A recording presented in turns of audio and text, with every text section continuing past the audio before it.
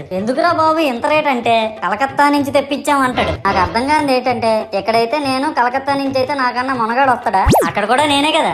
ఇలా నన్ను బజార్లో పెట్టి బేరం ఆడి నా మొహానికి ముసుగేసి వ్యాన్ ఎక్కిస్తారు. ఆ వ్యాన్ డ్రైవర్ గాడు నేను ఉన్నానని కూడా చూడకుండా ఏదో ఆలోచించుకుంటా డ్రైవ్ చేస్తా గతకల్లో గబ్బి గుబ్బి మని తెంచేసి నా కాల్లో చెయ్యి ఇరగొట్టేస్తాడు. ఈ విషయం చందాలు ఇచ్చిన చిన్నోళ్ళకి తెలిస్తే మళ్ళీ ఇరిగిపోయిన బొమ్మ పెట్టకూడదని ఏ బొమ్మ రాసి కవర్ చేసేస్తాడు. సరేలే జరిగిందేదో జరిగింది, నా భక్తులే కదా కూల్ బ్రో అని చిల్లయ్యే లోపు నన్ను పందిర్లో పెట్టి ముసుగు తీసి నాకన్నా పొడుగున్నే సౌండ్ బాక్సులు 2 నా చెవులు పక్కన పెట్టి డీజే గణేష్ బ్రో అని చెప్పి నా పాటలను కూని చేస్తారు. సరేలే పిల్లలు కదా ఇప్పుడు కాకపోతే ఎప్పుడు ఎంజాయ్ చేస్తారు, కాసేపట్లో పూజ స్టార్ట్ చేస్తారని వెయిట్ చేస్తా ఉంటే ఆ 5 రూపాయల వ్రతకల్పన బుక్ చూస్తే అది ఎక్కడ లేని కోపం వస్తుంది. ఏరా నాకు అర్థం కాదు, ఎన్ని సంవత్సరాల నుంచి నా పూజలు చేస్తున్నారు, ఒక్కడికి నా కథ గుర్తుండదేట్రా యాదవ్ వల్లారా. ఓ నా బుక్ లో చూసిన దాన్నైనా తిన్నంగా చదువుతారా అంటే అది ఉండదు. ఏదో బాగా అటర్ ఫ్లాప్ అయిపోయిన తెలుగు సినిమాకి రివ్యూ చెప్పినట్టు చదువుతారు ఒక్కొక్కడును.